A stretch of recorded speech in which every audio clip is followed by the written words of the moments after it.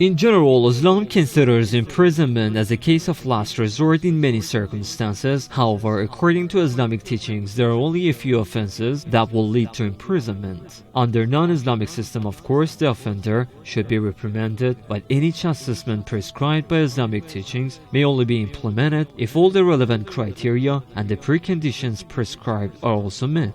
If the criteria are not met, then the prescribed punishment may not be executed. When the prisoners of the Battle of Badr were brought forth, the Messenger of God divided them amongst his companions and said, "Treat the prisoners well." Abu Aziz ibn Umar ibn Hashim, the brother of Mas'ab ibn Umar, was amongst the prisoners. He had been carrying one of the banners of the Quraysh. After he was freed, he said, "I was a captive in the hands of some of the Ansar when they brought me from Badr. When they prepared their food, they used to favor me with the bread, and they would eat dates. Bread was scarce, whereas dates were the staple. This is because of what the Messenger of God has said about our treatment. If one of the Ansar came across even a crust of bread, he would pass it to me, but I would feel shame and return it to him.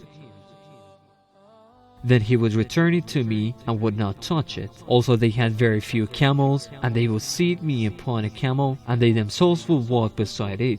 When the night descended upon them, and some of the companions were given the task of securing the bones of the prisoners, the bones of Al-Abbas were made tight. The Prophet heard him complaining, and because of this, he could not sleep. When the Ansar heard about this, they set Al-Abbas free, for they had understood that the Prophet would be satisfied with this, and they asked him to let them waive his ransom. The Messenger of God took 70 prisoners on the day of Badr and ransomed them according to their wealth. Generally, the people of Mecca were literate and the people of Medina were not.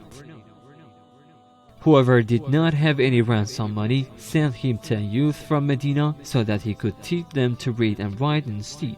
The Messenger of God set free Al-Muttalib ibn Hantab and Sayfi ibn Abi Wafa and Abu Izza al-Jamahi. He took their oath that they would not aid anyone against him. Abu Izza was a needy person who had daughters. He said, "O Messenger of God, you know that I do not possess any wealth and that I am in need and I have children, so set me free." This the Messenger of God did after taking his oath not to aid anyone against him.